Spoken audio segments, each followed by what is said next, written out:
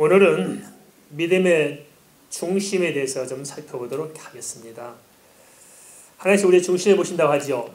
그럼 우리 중심을 보신다고 하셨는데 무엇이 우리의 중심일까요?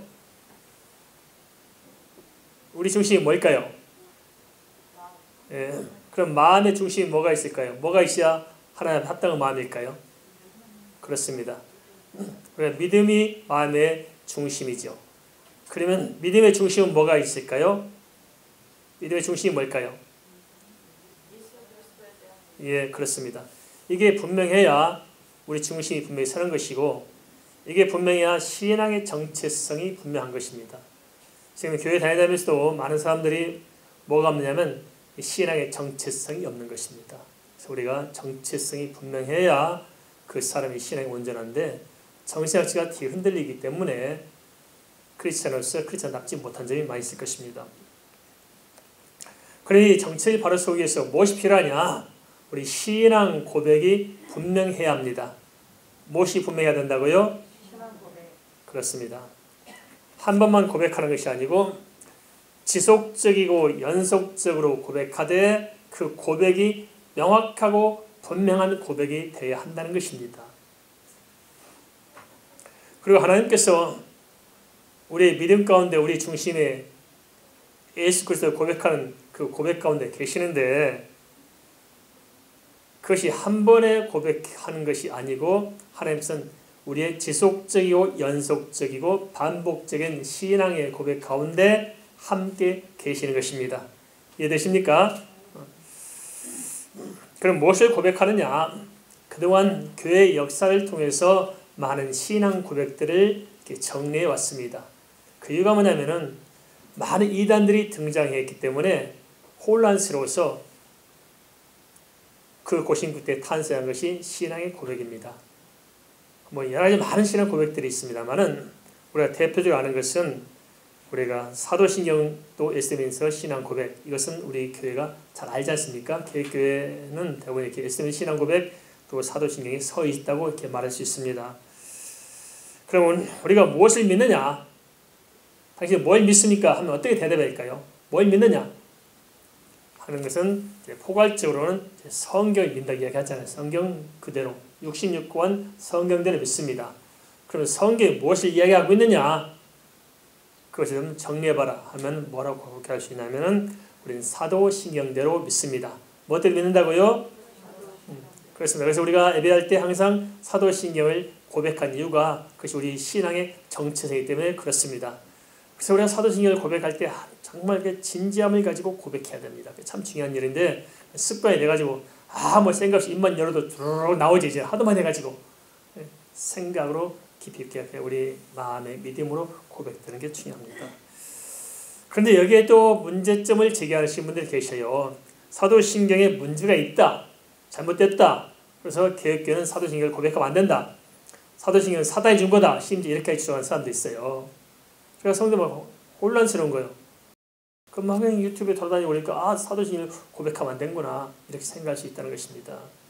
그런 짧은 시간 다 설명할 수 없겠으나 그중에 한 가지만 든다면은 무엇이 문제점으로 떠오르냐? 그것은 본디오 빌라도에게 고난을 받으사 십자가에 못 박혀 죽으시고 하는 장면입니다. 본디오 빌라도에게 고난을 받았다는 점입니다. 이게 맞는 것입니까? 틀린 것입니까? 이게 틀렸다는 거예요. 무슨 본디오 빌라도에게 고난을 받았느냐? 아니지. 우리가 여기서 혼란을 겪습니다. 근데 그 이전에 우리가 예수님께서 십자가를 지신 때가 어느 때인가를 잘 알아야 됩니다. 그때는 성경에서 말했다시피 마지막 때 오셨습니다. 단번 제사로 모든 영혼을 위해서 마지막 때 오신 거거든요. 오신 때가 말세입니다. 사실상은. 그런데 예수님께서는 그 오신 때가 어떤 상황이었느냐? 필연적으로 십자가에서 매달려 죽을 수밖에 없는 상황이었습니다. 본디오 빌라도건 유다건 상관없이 예수님께서는 십자가를 질 수밖에 없는 그 상황 가운데 오셨다는 거예요. 유대인이라는 책에 보면 그 내용을 잘 다루고 있습니다. 그래서 우리는 이렇게 생각할 수 있습니다. 만일 유다가 예수님을 팔지 않았으면 예수님께서 십자가에 못 박혀 죽을 수 없다. 그러면 그렇게 주장하시면 되겠어요. 그럼 우리의 그리스도는 유다입니까? 예수입니까? 유다가 안 팔았으면 예수님이 십자가 못 죽었다. 그러니까 유다가 팔았으니까 우리가 구원받지 않느냐? 그러면 우리는 유다를 믿어야 할 관계였어요. 유다 잘 팔았다. 그렇지만 성경이 그렇게 말하지 않습니다. 유다가 팔지 않았어도 예수님께서는 십자가에 질 수밖에 없는 상황 속에 오신 겁니다. 그리고 예수님께서 무엇보다도 그런 상황을 피하지 않고 친히 예수께 결정해서 당신을 넘겨줌으로 말미암아서 십자가 사건이 이루어졌지, 끌려가서 그냥 질질 매달려가지고 십자가를 이룬 것이 아니라는 것을 성경은 분명히 밝히고 있습니다. 그리고 예수가 오신 상황이 어떤 시대 상황이었느냐? 첫째는 로마의 입장에서는 로마가 이스라엘을 지배하고 있었잖아요. 그래서 로마에서 생각할 때 빌라도 입장에서 생각했던 이스라엘이 안정돼야 돼요. 그죠? 이스라엘 봉기가 일어나면 당장 누가 힘들어져요? 빌라도가 힘들어져요. 정치적 상황에서. 그래서 정치 입장에서 좀 이렇게 이스라엘 사람들을 이렇게 이끌어서 로마에 대적할 만한 위험한 세력이 없어야 되는데, 로마의 입장에서 빌라도 입장에서 볼 때는 예수가 위험 인물일 수밖에 없었습니다. 많은 예수를 추종했기 때문에 예수가 말 그대로 독립운동의 최선상에 선다면은 로마는 이태해지고 혼란이 일어나고 빌라도가 책임을 지고 물러나야 할 수밖에 없는 상황이기 때문에 아주 이태한 상황입니다. 그게 무슨 말이냐? 그게 어떤 역사의 근거가 있느냐? 근거가 있습니다. 분명히 당시 시대의 사람은 지도자들이, 로마 지도자들이 이스라엘 와서 지배한 사람들끼리 자기들끼리 교류하면서 예수를 경계한 장면들이 성경에서 나오지요.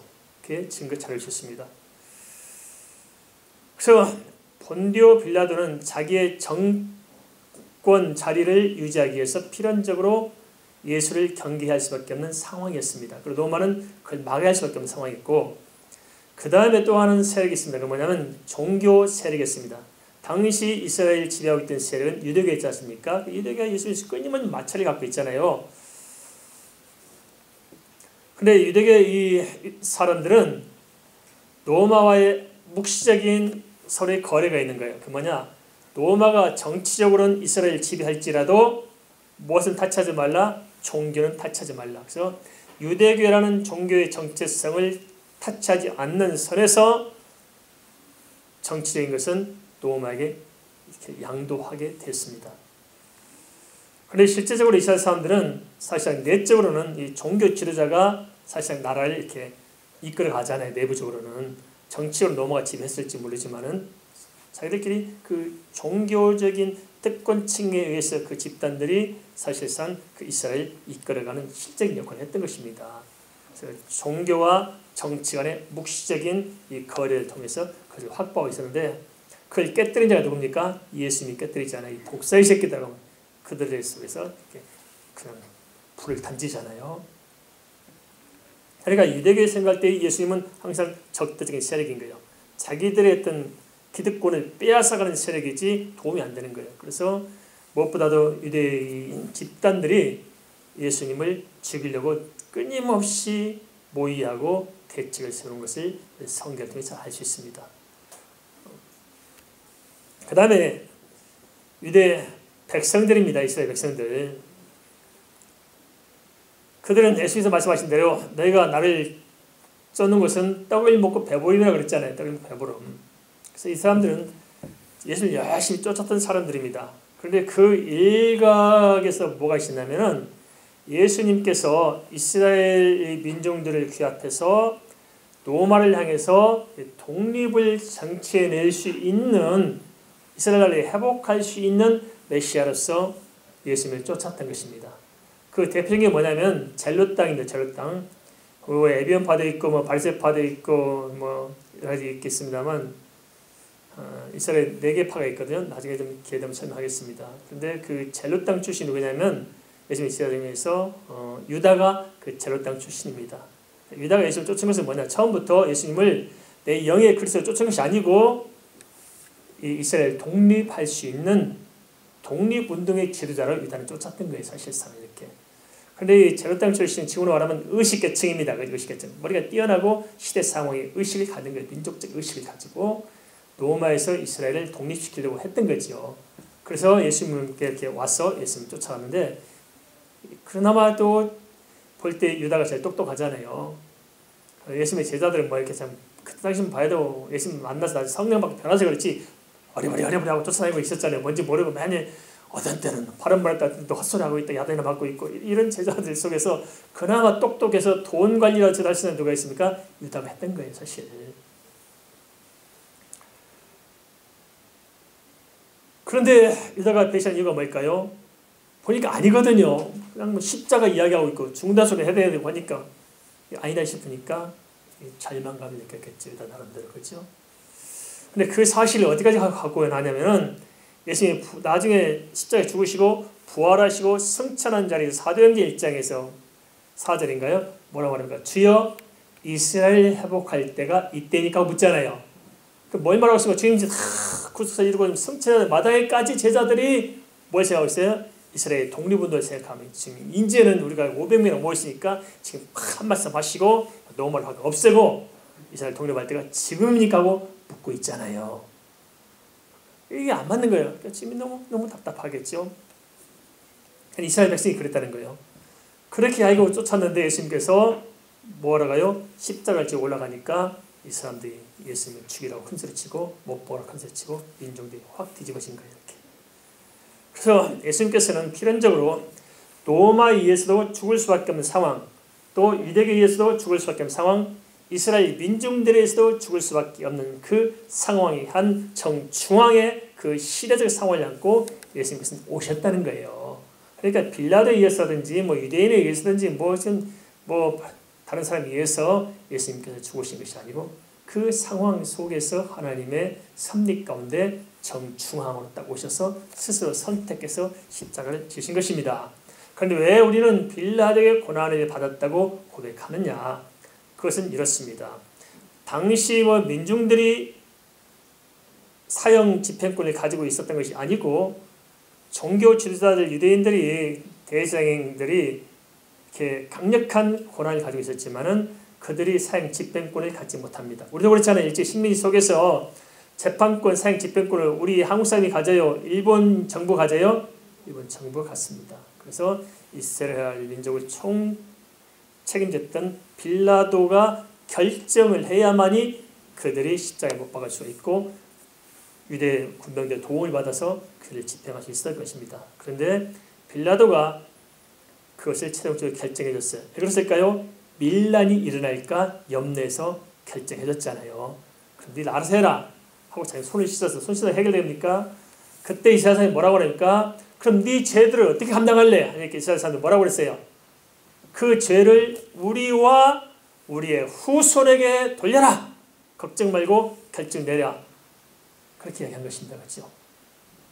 그러자 빌라도는 겁을 먹고 손을 씻잖아요. 그럼 우리 알아서 해라 하고 맡기고 물러섭니다. 그럼 그 결정권 누가 해줬어요? 빌라도가 해준 것입니다. 그래서 빌라도에게 고난을 받으사 십자가에 못 박혀 죽으시고 맞아요? 틀려요? 맞잖아요. 그게 결정권자니까 사형 집행권을 승인했기 때문에. 그래서 참 이 역사를 통해서 보면 참 놀라운 게 뭐냐면 이거 보면 좀 놀랍습니다. 근데 이스라엘 사람들이 입으로 떠들어댔잖아요. 우리와 우리 후손에 돌려라. 근데 그 방정맞은 말 때문에 역사가 됐어요. 예수님 못 박은 지 한 세대 만에 이스라엘 AD 70년 디토스 장군에 의해서 이렇게 이스라엘이 비참한 멸망을 당하고 마지막 마스다 전투, 최후의 전투를 통해서 비참하게 이스라엘 멸망을 당하잖아요. 왜 티토스 장군이 이스라엘 침범한 줄 아십니까? 우리가 참 그 미술 시간도 보고 역사 시간에 봤을 거예요. 그 콜로세움 경기장 있잖아요. 콜로세움 경기장. 그 로마는 그 콜로세움 경기장에서 왜 세웁니까? 그 사람들은 그 백성들을 이렇게 만족시켜 주려고 해요. 그래서 정권을 유지해 가는 거예요. 이렇게 쾌락을 주는 거야. 한마디로 구경거리. 뭐 우리 역사 속에서 그런 게 있잖아요. 정치인들 이렇게 뭐 무슨 대통령 막 방공이 혹시다 해가지고 그냥 방공을 다 잡았잖아요. 꼼짝 못하게 다 방공법으로 해서 간첩지단 몰아가지고 막 조작해서 다 그냥 공포 정치를 해왔잖아요. 이렇게 만들고 그 다음에 그 좀 대머리까지는 그 사람은 또 어떻게 했어요? 국풍 해가지고 막 그냥 술집 막 해가지고 막 뭐 이거 뭐 널고 막 그냥 잔치고 막 해가지고 막 백성들을 그때 얼마나 또 백성들이 또 그래서 쏙 빠지게 만들어가지고 정치에 관심 없게 만들면서 다 끌어가잖아요. 이게 로마의 정치가 했거든. 사실 다 그때 배운 겁니다. 이게 정치 철학들, 정치 방법들 배운 거예요. 이게.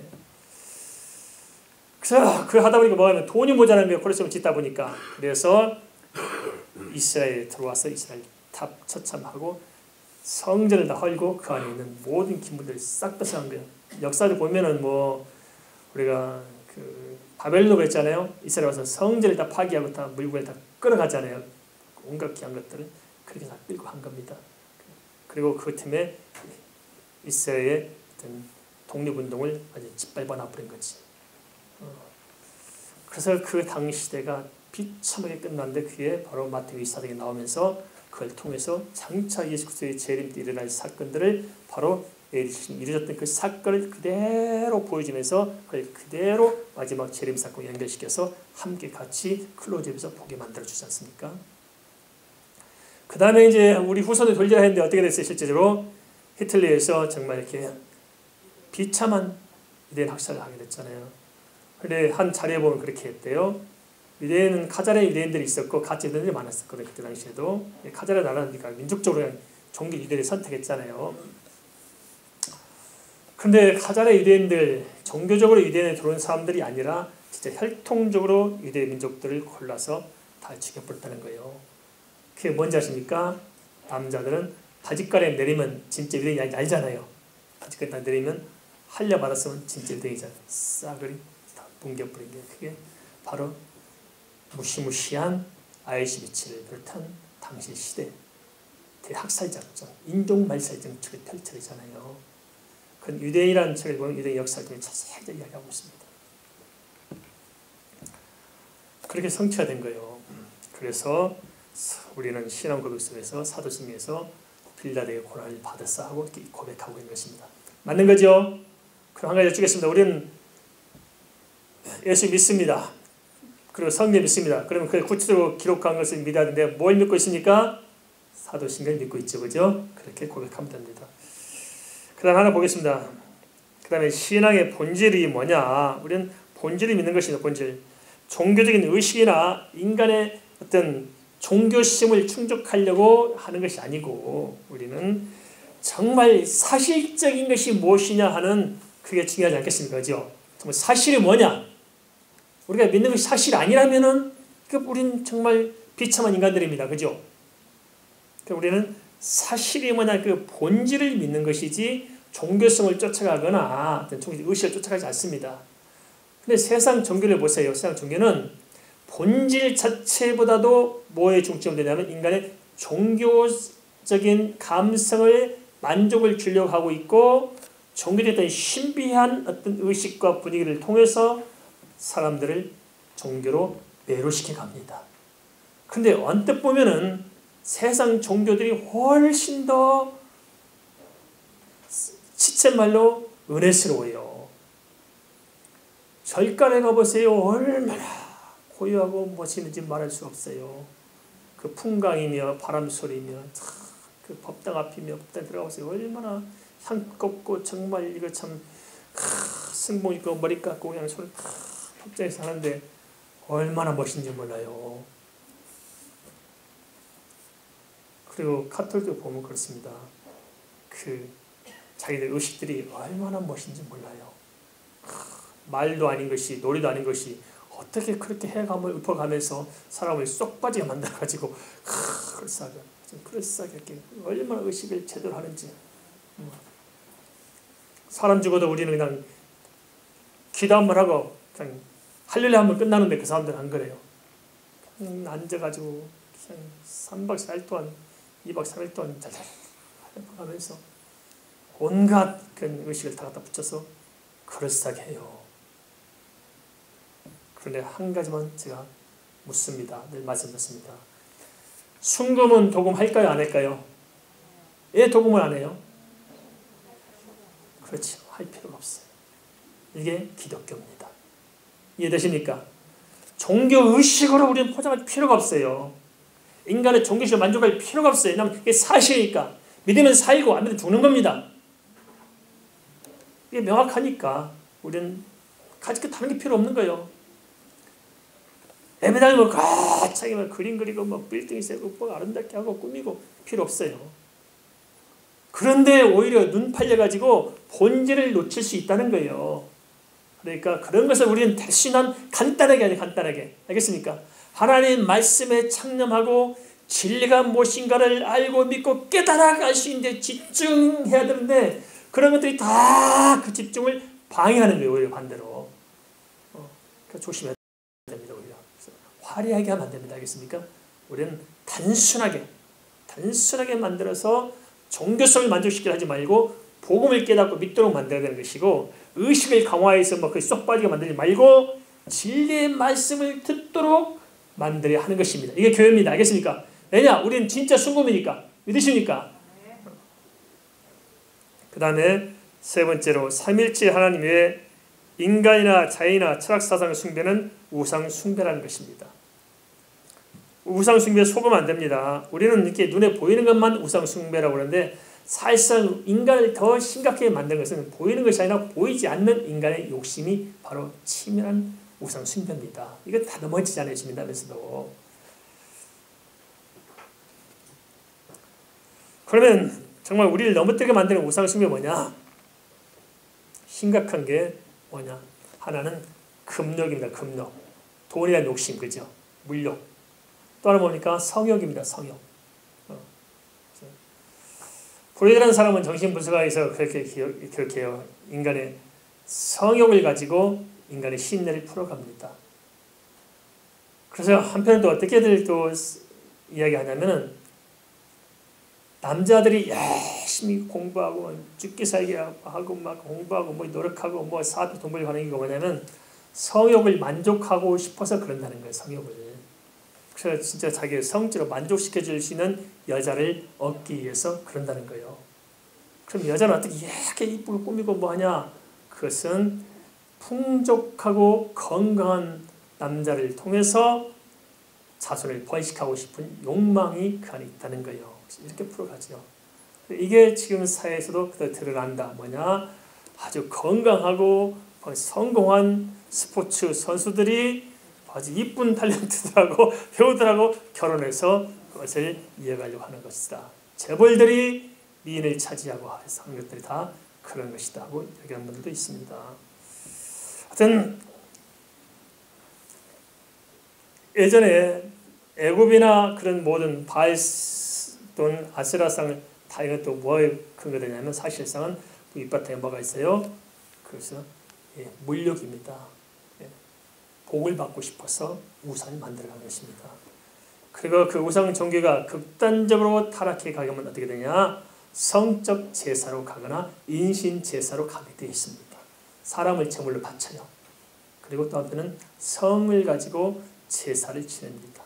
인간의 극단적인 것을 가지고 충족함 제사를 드리는 것.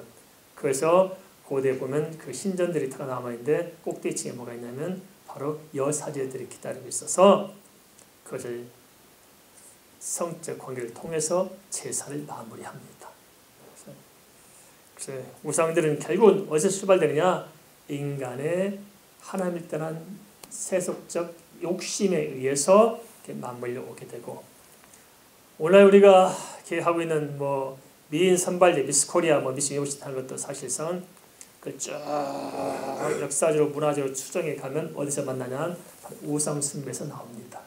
그 성적 그 만족을 추구하는 그것을 문화라는 것을 싹 포장해가지고 여자들 빨가벗게 가지고 수영머리 딸랑 걸쳐가지고 다 하고 박수치고 신나고 눈동자고 튀어나오고 그러죠. 이게 다 거기서 기인된다. 그래서 우리 예수 믿기 힘든 게 뭡니까? 두 가지 싸움이잖아요. 성적인 것을 잘 다스리고 그리고 물적인 것을 잘 다스리고 욕심이 잉태한 즉 죄를 낳고 죄가 정말 사망이 이르느니라. 잘 가져야 된다. 그래서 우리 내면적인 이 인간의 우상을 어떻게 우리가 극복할 것인가 하는 것이 우리의 현실적인 문제라 생각할 수 있습니다.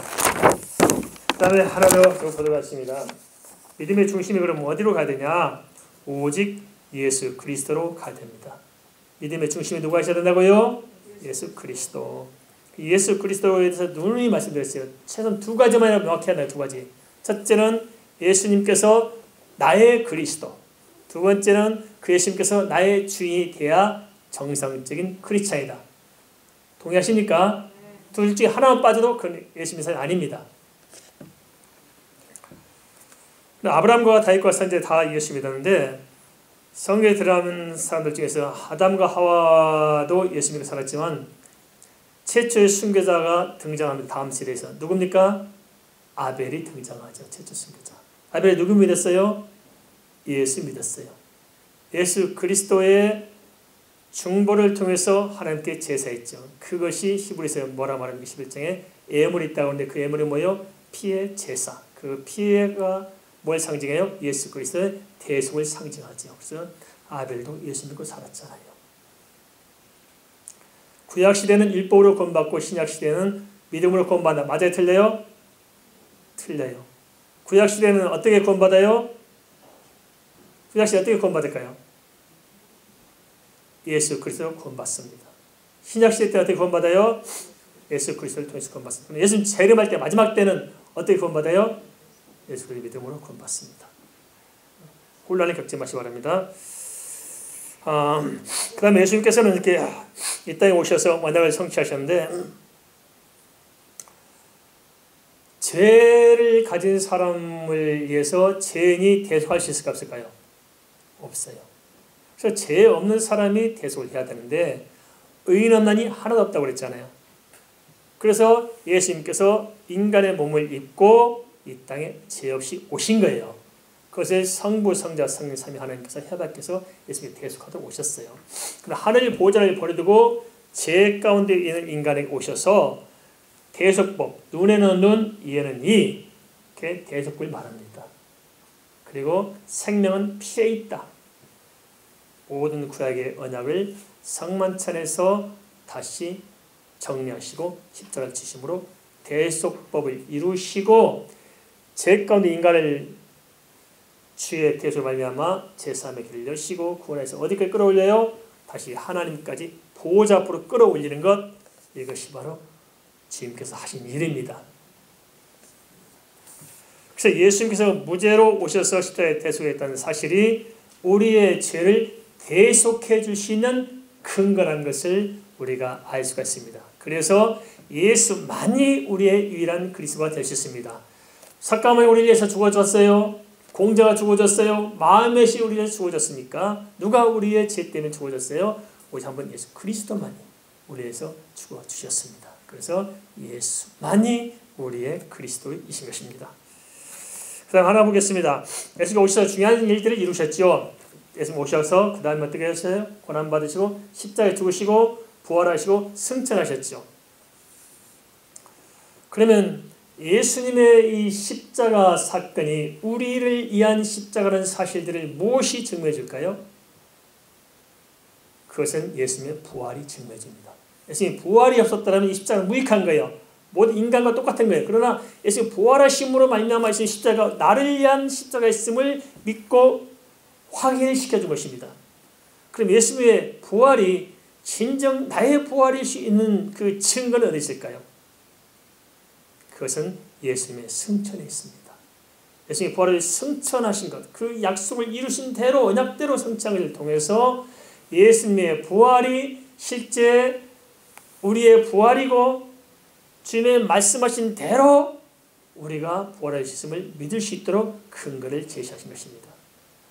그럼 예수님의 승천은 무엇이 확인시켜 줄까요? 예수님의 승천, 우리의 승천의 사실들은 예수님의 재림이 확인시켜 줄 것입니다. 재림을 통해서 우리의 부활이 완전히 성취되고 예수님의 모든 언약이 성취될 것입니다. 그래서 중요한 게 있습니다. 그 뭐냐? 예수님의 탄생이 하나님의 말씀 그대로 되었고 예수님의 모든 삶이 그대로 됐고 십자가 사건과 부활과 승천이 그대로 되었다고 해서 무엇을 의미하느냐? 예수님이 하신 말씀이 그대로 정확무하게 우리에게 성취된다는 사실들을 약속해 주지 않습니까? 그래서 우리는 그 예수님의 말씀에 의지해서 믿음으로 하나님의 자녀로 살아갈 수가 있는 것이고 소망 가운데 살 수가 있는 줄 믿습니다.